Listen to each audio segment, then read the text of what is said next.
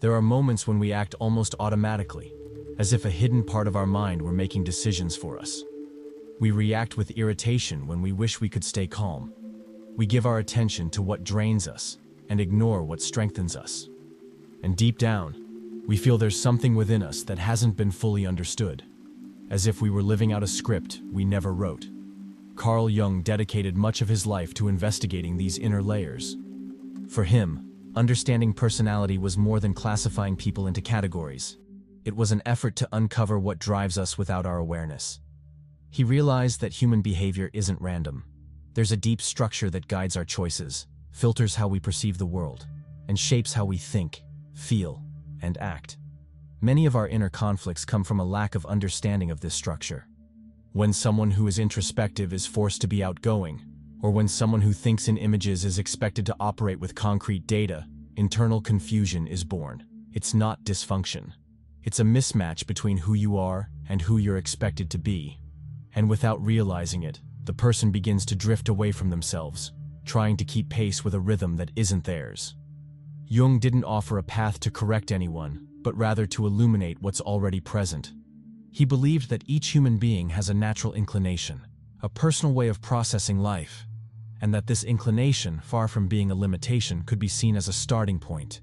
When we recognize this with honesty, we stop fighting against our own nature and begin, little by little, to listen to it. The question, "Why am I like this?" begins to take direction, and the answer doesn't come from the outside, but from intimate contact with what, until then, had remained unconscious. This inner search was what drove Jung throughout his entire life. What he wanted to understand wasn't just the behavior we can see, but the invisible forces that come before it, the contours of the soul, the inner images, the patterns that repeat themselves without explanation. He saw that we are not merely products of our environment, nor slaves to biological impulses. We are guided by deep psychological structures, often unknown, but ones that shape everything we are.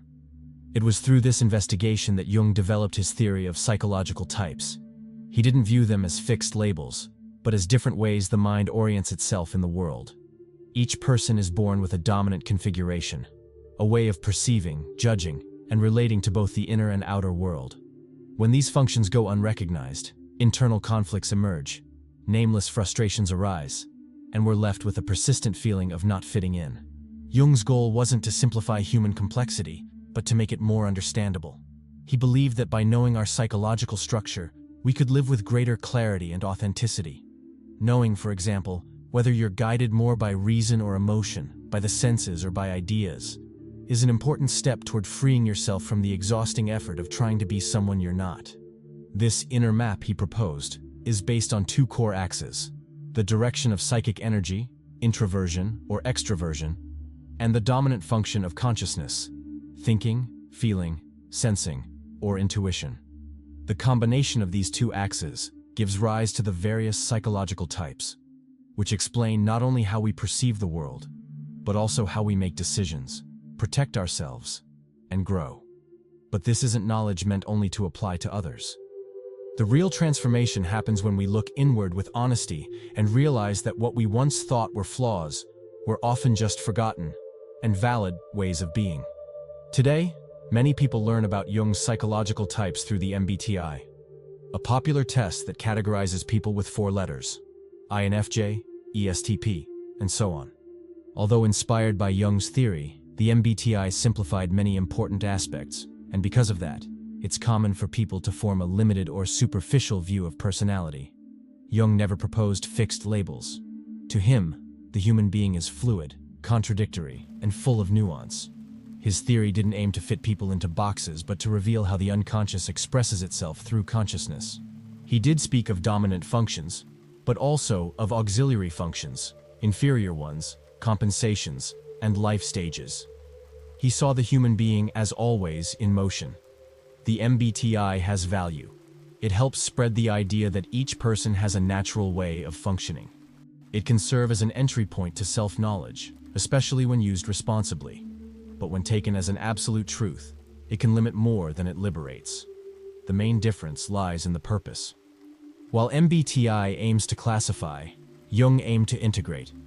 He wanted people to understand their dominant type, yes, but more importantly, He wanted them to develop what was missing, repressed, or forgotten.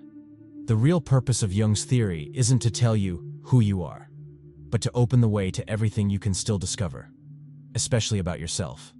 For a long time, being extroverted was confused with being sociable, talkative, or cheerful, and being introverted with being shy, insecure, or distant. But these ideas are far too shallow to describe what really happens inside us. When Jung used the terms introversion and extroversion, he wasn't talking about visible behavior. He was describing the direction of psychic energy. To him, an extroverted person is someone whose attention is focused outward. They're guided by objective stimuli, people, events, concrete actions. The introvert, on the other hand, directs their energy inward. Thoughts, sensations, reflections, symbolic images. The difference isn't about how much someone talks or socializes, but where the driving force comes from. This distinction isn't measured by voice volume, but by the direction of perception. A person can be calm and still extroverted because everything they do is shaped by the external environment. Another can be expressive and still introverted because their focus remains on inner experiences, even while they speak. Jung's criteria were more subtle. They dealt with the soul's gravitational center, inward or outward. Understanding this natural tendency prevents rushed judgments. Many people feel drained in social environments and don't know why. Others feel anxious when spending too much time alone. There's no right or wrong in this. There are simply different ways of existing, which deserve to be respected and understood. When someone ignores their natural inclination and tries to conform to the opposite model, the result is often emotional exhaustion, irritation without cause, or a constant sense of not belonging. Jung didn't define introversion or extroversion as rigid categories. He saw these poles as tendencies that can coexist, but with a clear predominance in each person. The first step in understanding psychological types is to recognize this initial direction, to know whether you seek the world to find yourself or turn inward to understand the world. And this changes the relationship we have with our own energy. Because when someone begins to act in tune with their internal rhythm, life stops feeling like a constant battle to fit in, and starts feeling like a return, a reconnection with what was always there. If introversion and extroversion indicate where a person's energy flows, the four functions of consciousness explain how that person perceives and judges what they experience. Jung identified these four fundamental ways of functioning in the world: thinking, feeling, sensing, and intuition. Each of them represents a specific way of making sense of reality. These functions are not conscious choices. They operate spontaneously, like invisible lenses that filter everything that happens to us. Each person has a dominant function, the one that develops first, that feels most natural, almost instinctive. The other functions are present too, but at different levels of development and accessibility. And there's always one that remains in the shadow, the inferior function, which we'll talk about later on. Sensing is the function of concrete perception. People who rely on this function pay close attention to what is real, tangible, and immediate. They notice what's in front of them, observe details, and trust their five senses. For them, the world is what can be directly experienced in the here and now. Thinking is the function of logic and analysis. Those who have it as their dominant function seek coherence, structure, and rational clarity.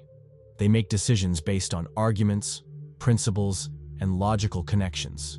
These are people who need to understand in order to trust, and who prefer clarity over instinct. Generally, this type avoids rushed decisions. Before acting, they reflect. They evaluate causes and consequences, observe the patterns behind events. This may make them seem more reserved in emotional situations, or appear distant when, in reality, they're just trying to stay coherent. For them, feeling matters, but understanding is essential. Their focus is on pursuing truths that can be supported by reason, not just by impulse or intuition. They value logic as a way to navigate life, avoiding excess subjectivity or sentimentality. In deep conversations, they may seem cold, but their presence is found in the clarity of the ideas they offer, not necessarily in the warmth of their words. On the other hand, when this function dominates the personality in a rigid way, the person may struggle to deal with what lies outside the realm of logic. Emotions, ambiguity, vague intuitions, All of this can feel uncomfortable or even threatening. The risk lies in building walls of reason just to avoid facing the complexity of feeling. But when thinking is integrated, it becomes a powerful tool for discernment, able to shed light on obscure paths, analyze situations with depth, and offer solutions that combine precision with integrity. This type doesn't ignore feelings. They simply bring them into the light of reason before allowing them to guide decisions. While the thinking type seeks logical coherence, the feeling type seeks emotional coherence. They are guided by values, relationships, and subjective meaning. They don't judge based on data or structures, but by the emotional quality of things. What is fair? What is good? What stays true to one's essence and human connections? People with feeling as their dominant function pick up on emotional subtleties in others, even when nothing is said out loud. They sense silences, gestures, the tone behind the words. Their decisions aren't just based on what's right, but on what preserves emotional integrity in relationships, considering the well-being of others, the harmony of the environment, and the truth behind feelings. That doesn't mean they are fragile or overly sentimental. Jung made a point of distinguishing feeling from raw emotion. Feeling is a structured function that organizes values and judges what matters. People like this are capable of making tough decisions when they sense something violates what they believe in. There is strength in feeling, a quiet strength, but one that runs deep. The risk for this type, when poorly integrated, is becoming dependent on external approval or avoiding conflict at all costs just to preserve harmony. There may be difficulty in setting boundaries when those boundaries might disturb the peace of a relationship. But at the same time, these people have a rare ability to see the other as a whole being, not just as an idea or a role. When mature, feeling becomes an internal compass. It supports deep bonds, ethical decisions, and sincere relationships. It makes possible a kind of connection that doesn't rely on words, but on real presence. It reminds the world that being human is not just about understanding. It's also about connecting. Not everyone lives immersed in abstract ideas or emotional values. Some people see the world just as it is, direct, immediate, tangible. For those whose dominant function is sensing, reality lies in the details, in physical experiences, in what can be perceived with the senses. Reality is what you see, what you touch, what can be confirmed through direct contact. This kind of person tends to be grounded.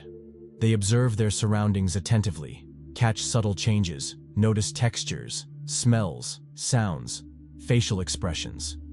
They live in the now, and it's precisely for this reason that they are often reliable in practical situations, because they're not distracted by what could be, but focused on what's happening. They work with what is, not with what's only imagined. Unlike the intuitive type who seeks future possibilities, the sensing type deals in facts. For them, past and present experiences are concrete references that help guide decisions.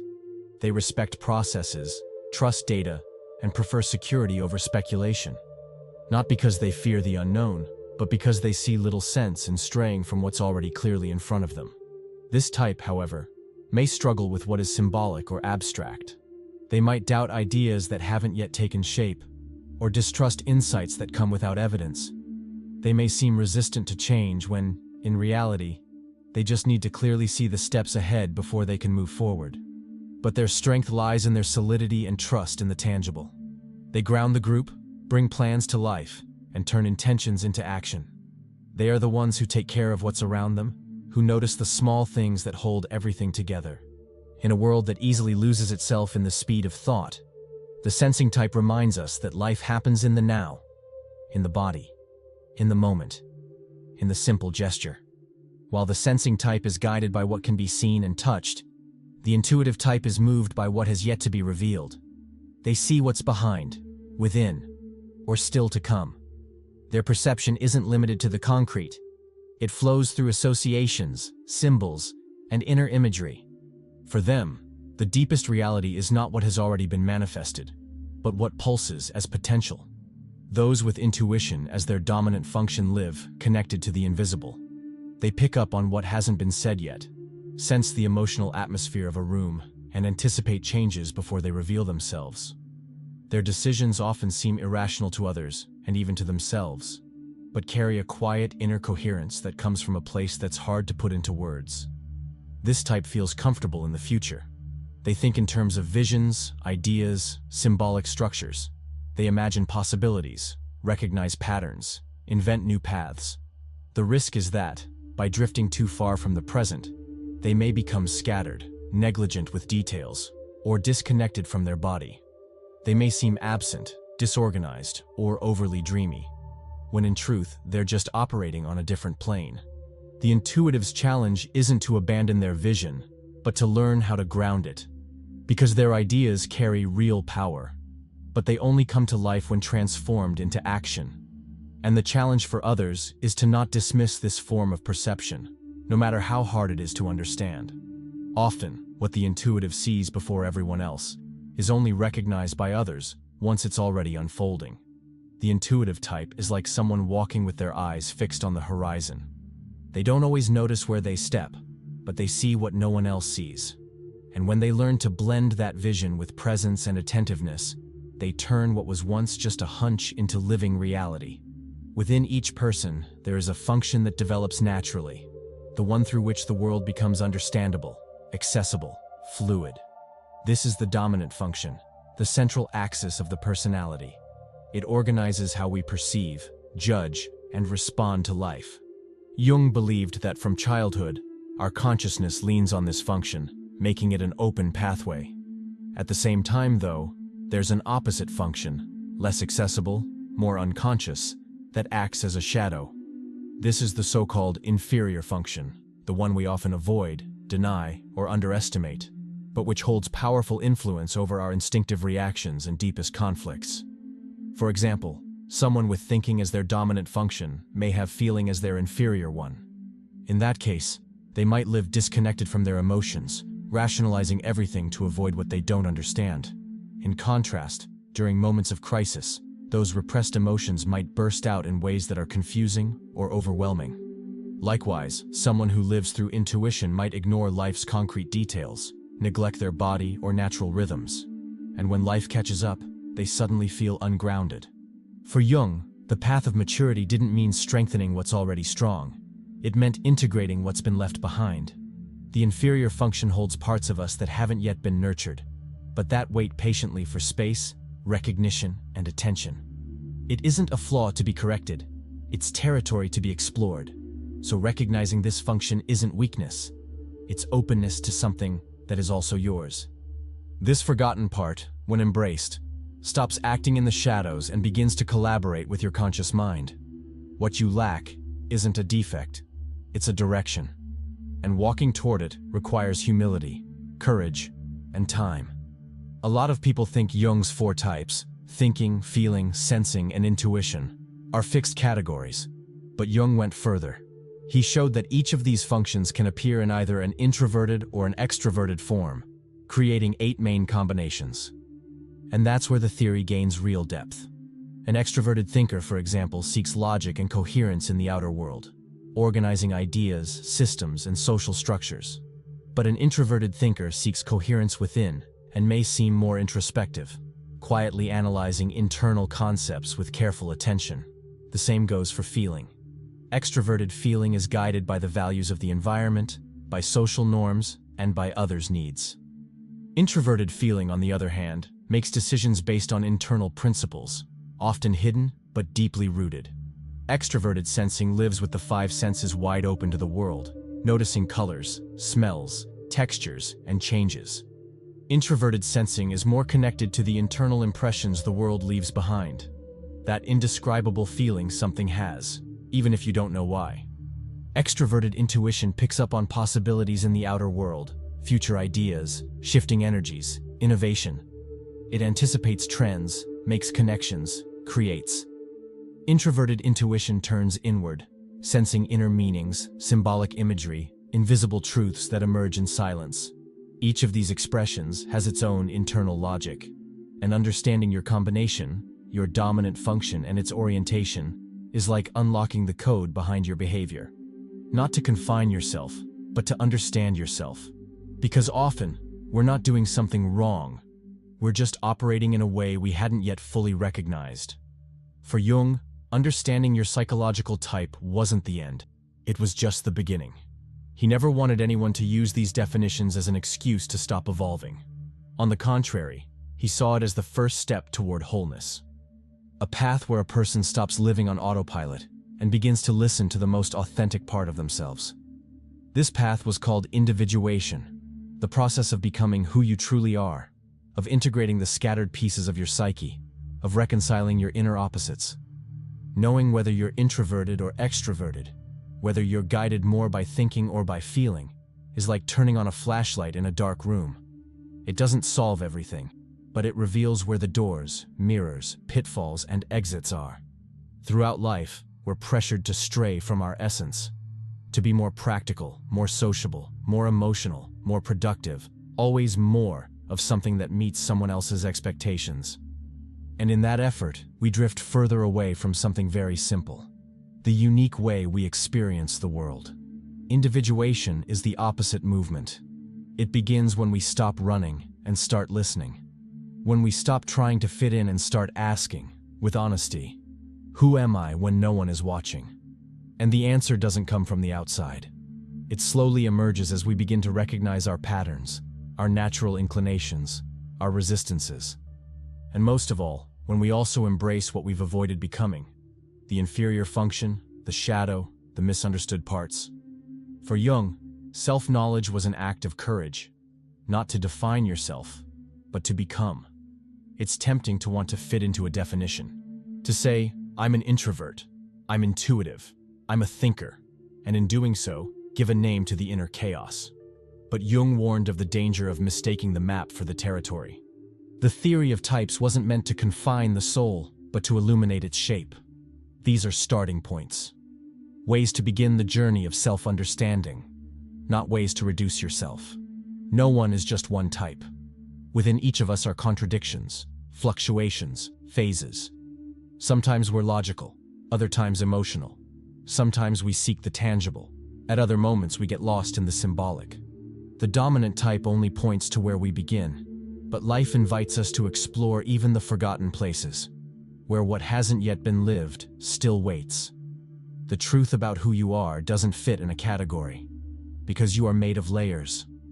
Within you is everything you've lived, everything you're discovering, and everything that's still asleep, waiting for a chance to exist. The psychological type helps give structure to this inner reality. But it's awareness, not the label, that turns this knowledge into freedom. The human psyche is a universe. And understanding your type is like discovering a constellation in the sky. It can guide you, orient you, protect you, but it doesn't define all that you are.